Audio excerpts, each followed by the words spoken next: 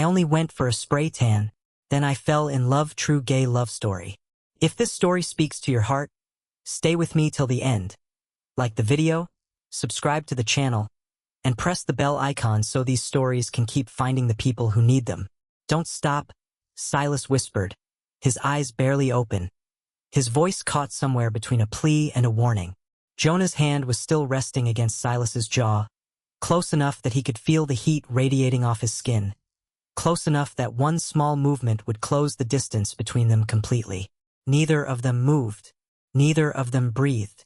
Somewhere outside the cracked window, a car alarm wailed and faded, and still they stood there, frozen in the half-second before everything would change. 6 months earlier, Jonah hadn't even known Silas's last name. Jonah Cole had lived in the same apartment complex for 2 years without learning a single neighbor's name. That was the way he liked it. Quiet mornings, quiet nights, a small graphic design business he ran out of his second bedroom, and just enough human contact to remind himself he wasn't a hermit. He liked his coffee black, his mornings early, and his life uncomplicated. That changed on a Tuesday in March, when a moving truck blocked half the parking lot, and a man built like he lifted buildings for fun struggled to carry a couch up 2 flights of stairs alone. "You want a hand with that?" Jonah called out before he'd even decided to offer. The man turned, sweat darkening the collar of his gray t-shirt, and grinned like Jonah had just made his entire week. "God, yes. Please. I've been out here for 20 minutes convincing myself I don't need this couch." "Everybody needs a couch," Jonah said, jogging down to grab the other end. "I'm Silas," the man said, adjusting his grip. "Just moved in. 2C. Jonah. 2A.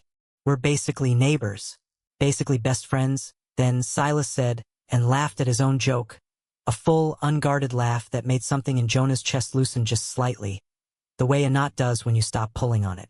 They wrestled the couch up the stairs together, banging it against the railing twice, laughing harder each time. And by the time they set it down in Silas's half-empty living room, they were both breathless and grinning like idiots. "I owe you a beer," Silas said. "You owe me a 6-pack, Jonah corrected. That thing weighed more than my car." That night, Silas knocked on his door holding exactly 6 beers and a bag of chips, and that was how it started. Not with anything dramatic, just a couch and a 6-pack and 2 men who didn't know yet how much they'd come to need each other. Over the next few weeks, Silas became a fixture in Jonah's life in a way that snuck up on him. It started with borrowed tools and shared coffee in the hallway, and it grew into something steadier: Thursday night dinners, weekend runs along the river, the kind of easy company that didn't require effort to maintain. Silas worked as a personal trainer at a gym downtown, which explained the shoulders and the effortless way he carried heavy things, but it was the parts of him that had nothing to do with his body that Jonah found himself drawn to. The way he remembered small details, that Jonah took his coffee with too much sugar, that he hated cilantro, that his mother called every Sunday at exactly 6. The way he listened, actually listened, when Jonah talked about work, leaning forward like nothing else in the world mattered more than what Jonah was saying.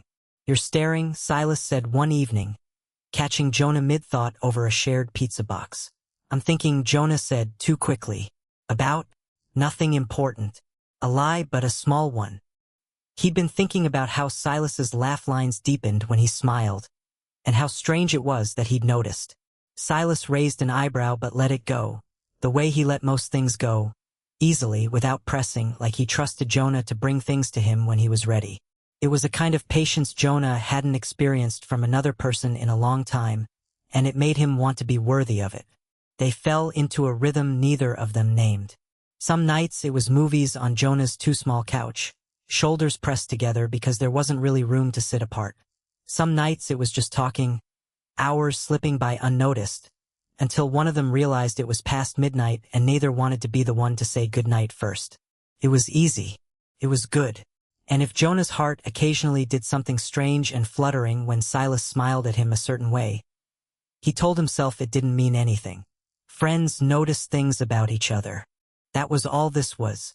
The shift happened so gradually that Jonah couldn't point to the exact moment it began, only that one day he noticed it had already happened. It was in the way Silas's hand lingered half a second too long when he passed Jonah a beer. In the way conversations sometimes stumbled into silence, a silence that used to feel comfortable and now felt charged, like the air right before a storm. in the way Jonah caught himself checking his phone for a text that hadn't come yet, disappointed each time it didn't. He noticed it most clearly on a Friday night in May, when they'd gone out for Silas's birthday and ended up at a rooftop bar overlooking the city. The night was warm, the kind that made people forget their inhibitions, and Silas had 2 drinks in him and a looseness to his shoulders that Jonah rarely saw. "Can I tell you something?" Silas said, leaning against the railing, city lights scattered gold and white behind him. "Always. I don't really make friends easily. Like real ones. People who actually," he gestured vaguely, searching for the word, "stick." "You seem like you make friends everywhere," Jonah said, thinking of how Silas charmed every barista, every stranger at the gym, every person who crossed his path. "That's different. That's surface stuff." Silas turned to look at him directly, and something in his gaze made Jonah's stomach tighten. "You're not surface stuff, Jonah." The words hung there between them, weighted with something neither of them had said out loud. Jonah's heart was pounding in a way that had nothing to do with the 2 drinks he'd had, and for one long, suspended moment, he thought Silas might close the distance between them. Then a group of loud strangers spilled onto the rooftop, and the moment broke, and Silas laughed and changed the subject, and Jonah told himself he'd imagined the whole thing. But he hadn't. He was almost sure he hadn't. The almost kiss came 3 weeks later, on a night that started ordinary and ended with Jonah's heart in his throat. They'd been watching a movie neither of them was really paying attention to, the television flickering blue light across Jonah's small living room. Silas had his arm stretched along the back of the couch, close enough that Jonah could feel the warmth of it against his shoulders without them actually touching. "You've got something," Silas said suddenly, reaching over. "Right here." His thumb brushed the corner of Jonah's mouth, gentle, unhurried, like he had all the time in the world. Jonah went very still. "Got it?" "Almost." Silas didn't pull his hand back. His fingers rested against Jonah's jaw instead, and his eyes, in the dim light, had gone dark and focused in a way Jonah had never seen before. "Jonah." "Yeah." "Can I?" Silas stopped himself, jaw tightening, like he was fighting some internal battle. His eyes dropped, just briefly, to Jonah's mouth, and Jonah's entire body seemed to hold its breath. For one long second, the space between them shrank to nothing, close enough that Jonah could feel the warmth of Silas's breath, could see the flecks of gold in his brown eyes, could feel his own heartbeat pounding so loud he was sure Silas could hear it too. Then Silas's phone buzzed on the coffee table, sharp and jarring, and he pulled back like he'd been burned, standing up so fast the couch cushion shifted beneath him.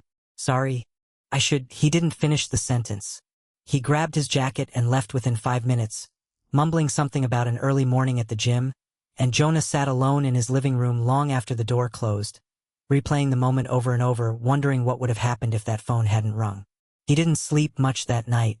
Something shifted after that night, though neither of them spoke of it directly. Silas started answering texts a little slower. Their Thursday dinners became less frequent, replaced with vague excuses. A late shift, a family call, plans that were suddenly, conveniently full.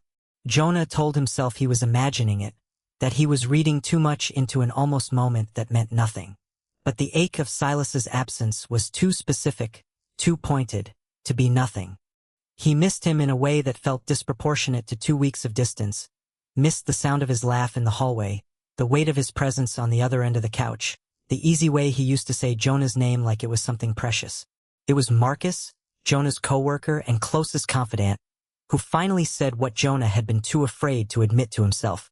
"You're in love with him," Marcus said over lunch, not even looking up from his sandwich, like it was the most obvious thing in the world. "I'm not," Jonah started, then stopped, because the denial felt hollow even as it left his mouth. "It's complicated." "It's really not," Marcus said. "You talk about him more than you talk about your own family. You've rearranged your entire schedule around Thursday dinners. And you've had that exact expression on your face since March." "What expression?" "The one you're making right now. Like someone took your heart out for a walk and forgot to bring it back." Jonah didn't have a response to that because Marcus was right, and admitting it out loud made it real in a way he wasn't sure he was ready for. He was in love with his best friend. His male best friend, who might not feel the same way, who had pulled back the second things got close, who might be horrified at the very idea. The thought made his chest ache with a fear he hadn't let himself fully feel until now. It was Silas who finally broke the silence, showing up at Jonah's door on a rainy Tuesday night, looking like he hadn't slept properly in days. "We need to talk," he said, and Jonah's stomach dropped, because those were never good words, not from anyone, not ever. "Okay," Jonah said, stepping aside to let him in. "Talk." Silas paced the small living room, running a hand through his damp hair, clearly struggling to find where to begin. "I've been avoiding you. I know I have. And it's not fair to you, and I'm sorry, but I didn't know how to." He stopped, exhaled hard. "I didn't know how to be around you without saying something I couldn't take back." Jonah's heart was hammering. "Say it anyway." Silas turned to face him fully, and for the first time in weeks, there was nothing guarded in his expression, just raw, unfiltered honesty. "That night on your couch, I almost kissed you, and I've thought about it every single day since, and it's driving me insane, because I don't know what it means, or if I'm allowed to feel this, or if you'd even want." "I would," Jonah interrupted, the words tumbling out before he could stop them. "I've wanted you to for months, Silas. I thought I was the only one." Silas stared at him, something in his face cracking open. Relief and fear and hope all tangled together. "You're serious?" "I've never been more serious about anything. I've never felt this way about a guy before," Silas admitted, voice barely above a whisper. "I don't know what that makes me, or what I'm supposed to do with it. I just know that when I'm not around you, something feels wrong, like I'm missing a piece of myself." "You don't have to know what it makes you," Jonah said, closing the distance between them slowly, giving Silas every chance to step back if he needed to. "You just have to know how you feel right now, in this moment." "And how do I feel?" Silas asked, though his eyes said he already knew the answer. "You tell me." Silas didn't answer with words. He answered by reaching up, cupping Jonah's face with a hand that trembled slightly, and closing the distance that had haunted them both for weeks. The kiss was slow, careful, the kind of kiss that asked a question and waited patiently for the answer. Jonah answered by leaning in, by letting every ounce of tension he'd carried since March dissolve into something warm and certain and finally real. When they broke apart, Silas rested his forehead against Jonah's, both of them breathing unevenly, both of them smiling in a way that felt like relief. "I've been so scared of this," Silas admitted quietly. "Not of you, of what it means, of what people will think. My family, the guys at the gym, everyone who thinks they know exactly who I am." "You don't owe anyone an explanation for who you love," Jonah said, echoing back a truth Silas himself had once told him during a different, smaller conversation. "You just owe yourself honesty." "Is that what this is? Honesty?" "I think it's the most honest thing either of us has done in months." Silas laughed softly, a sound full of disbelief and joy in equal measure. 6 months ago, I was carrying a couch up the stairs and cursing my life choices. I had no idea I was about to fall in love with the guy who offered to help. For the record, Jonah said, smiling, that couch was heavier than it needed to be. For the record, Silas said, pulling him close again, I'd carry it up those stairs 100 more times if it meant ending up exactly here. They didn't rush to define everything that night. There was no need to. What existed between them had grown slowly, honestly, built on months of quiet trust rather than a single dramatic moment, and it deserved the same patience going forward. Silas told his sister first, a conversation Jonah wasn't present for but heard about afterward in a voice thick with relief. She'd hugged him and said she'd wondered for years, and that she loved him exactly the same as she always had. His parents were harder, a conversation still unfolding one careful step at a time, but Silas faced it with a steadiness Jonah recognized as courage rather than certainty. Jonah's own life folded around this new truth easily, because the people who mattered to him had always simply wanted him happy. And for the first time in a long time, happy wasn't a performance, it was simply true. Their Thursday dinners came back, except now they ended differently, with hands intertwined across the table and no fear of what a lingering touch might mean. The almost moments were gone, replaced by moments that didn't have to almost happen anymore, because they simply did. Do you ever think about how close we came to never saying anything? Jonah asked one evening, months later, Silas's head resting against his shoulder on that same small couch where everything had nearly happened the first time. All the time, Silas admitted. I think about how easily I could have let that phone call be an excuse. How I could have kept pretending I didn't feel what I felt. What changed? You did, Silas said simply. Or maybe I did. Maybe we both got tired of being almost. Jonah pressed a kiss to the top of his head, feeling something settle in his chest that felt permanent in a way nothing had in years. No more almost. No more almost, Silas agreed.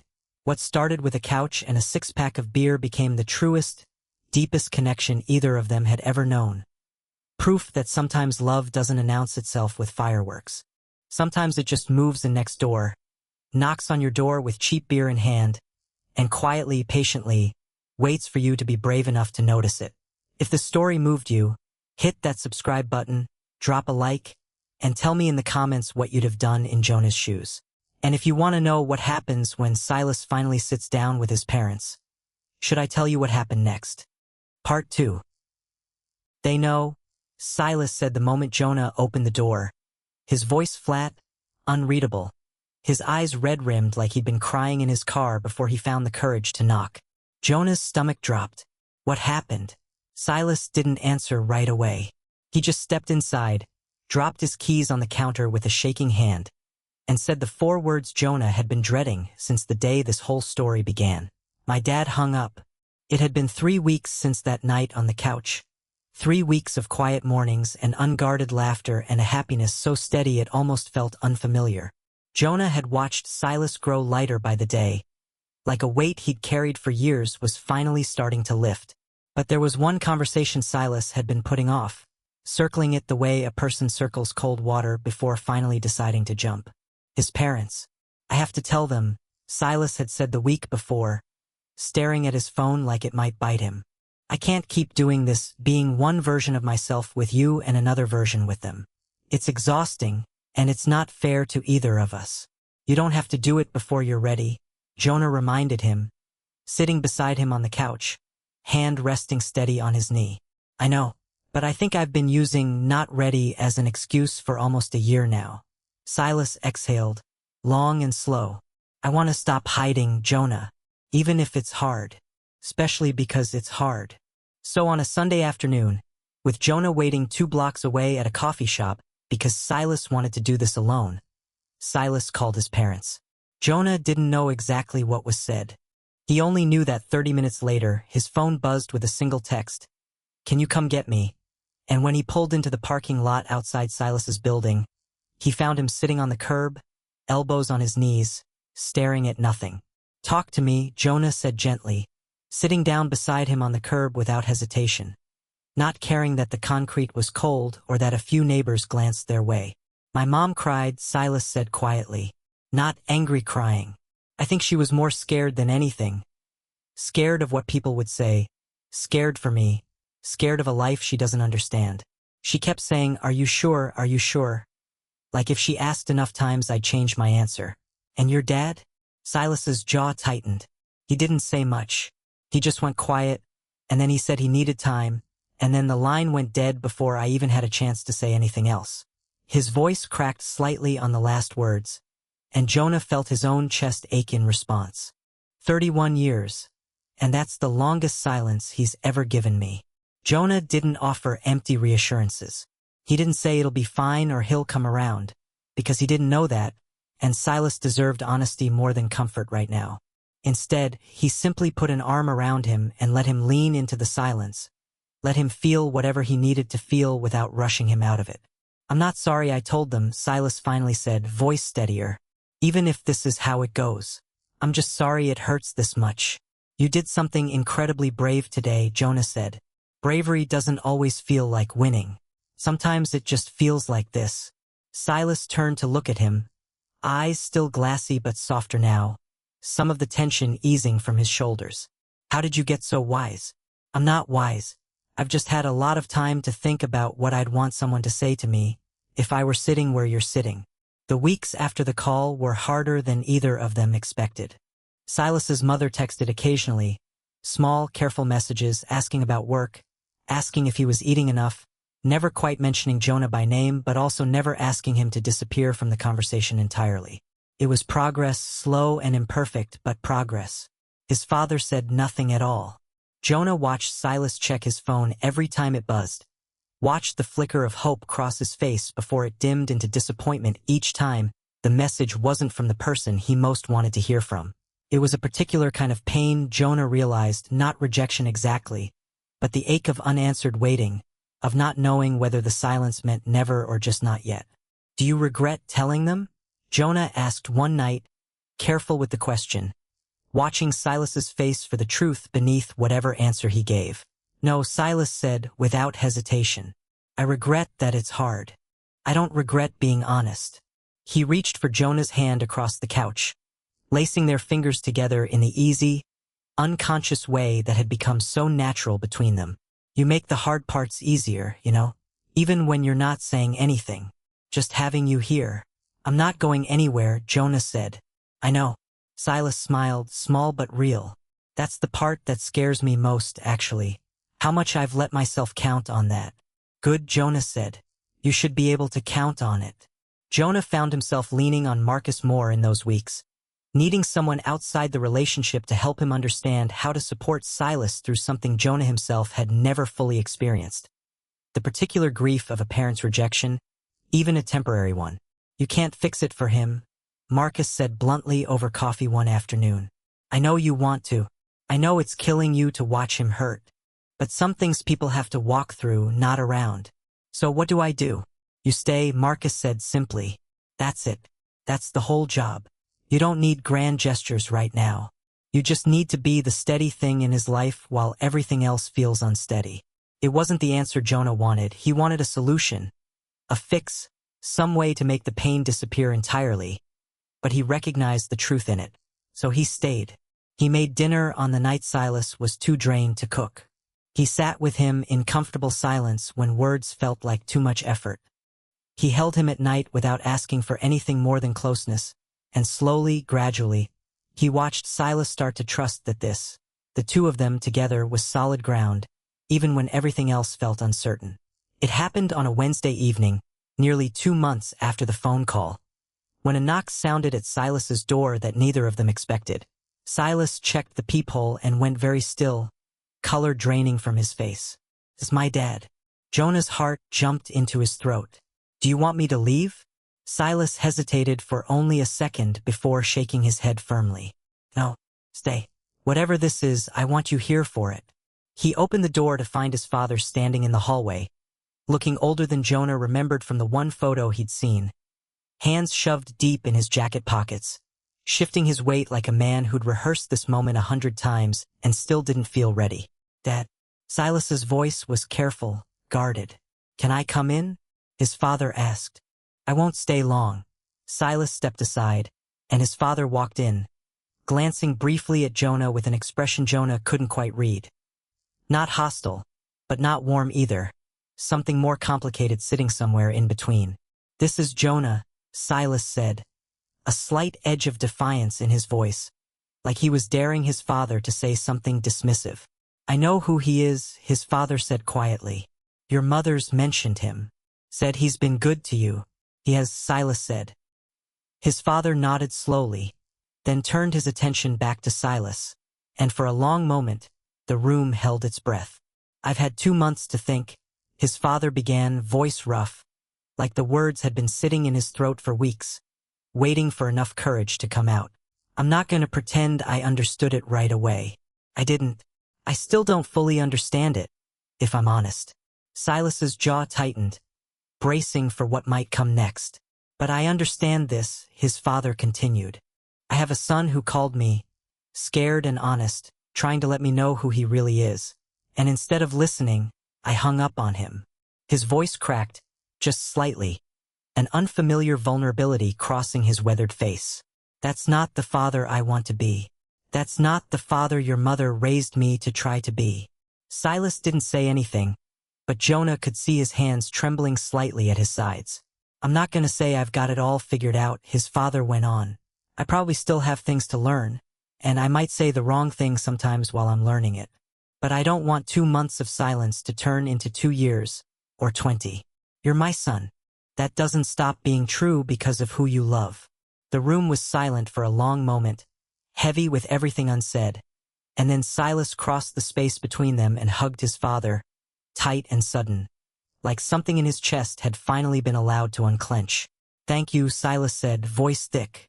"Don't thank me," his father said, patting his back awkwardly, clearly unused to this much emotion at once. "I should have done this the day you called. I'm sorry it took me so long."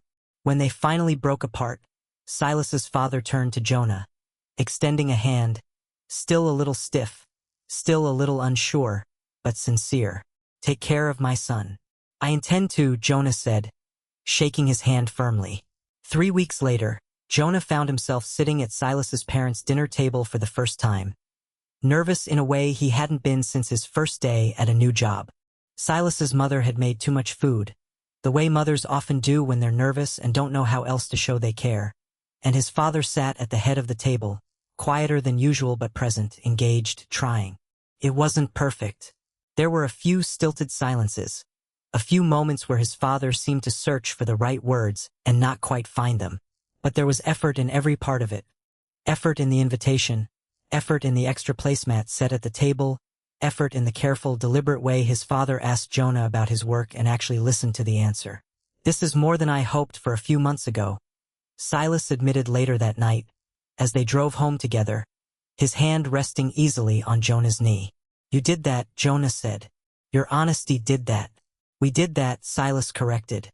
"I don't think I would have had the courage to keep going if you hadn't been standing beside me the whole time." What began with a heavy couch and a moment of unexpected kindness had grown into something neither of them could have predicted. Not just a love story, but a story about courage, honesty, and the quiet, steady kind of love that holds steady even when everything else feels uncertain. If part 1 made you feel something, and part 2 made you feel even more, let me know in the comments. And don't forget to like, subscribe, and share this story with someone who needs a reminder that love, real love, is always worth the risk of being honest. And if you want to know what happens a year later when Jonah gets down on one knee, should I tell you what happened next?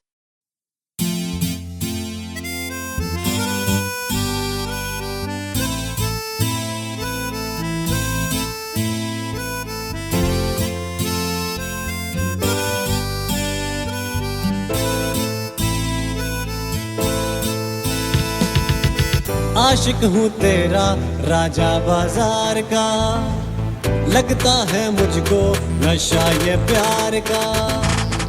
आशिक हूँ तेरा राजा बाजार का, लगता है मुझको नशा ये प्यार का।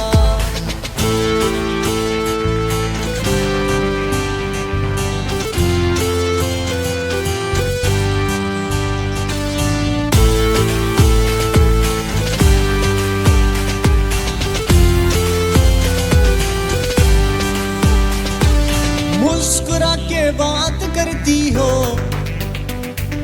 आदतें खराब करती हो, ना दिखो बेताब लगता हूँ, आशिक बेहिसाब लगता हूँ।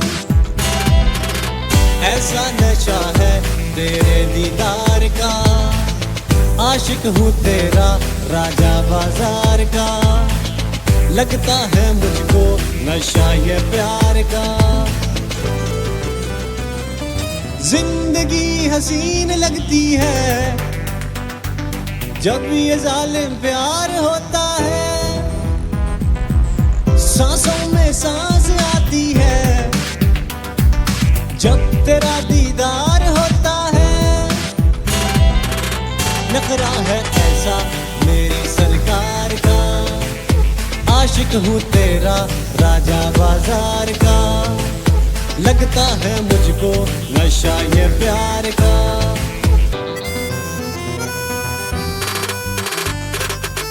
नखरा इसका टॉप पर आती है टिकटॉक पर, नैनो से है नैन मिलाती, लड़कों के है दिल जलाती, पिंडी में है चर्चा इसका, नीरा जितना खर्चा इसका। मैंने बोला इसको मेट्रो में बिठाऊंगा, कैपिटल ले जाऊंगा, F7 भी घुमाऊंगा, मोनाल भी दिखाऊंगा, सेंटोरस भी ले जाऊंगा। आशिक आशिक हूँ तेरा राजा बाजार का, लगता है मुझको नशा ये प्यार का।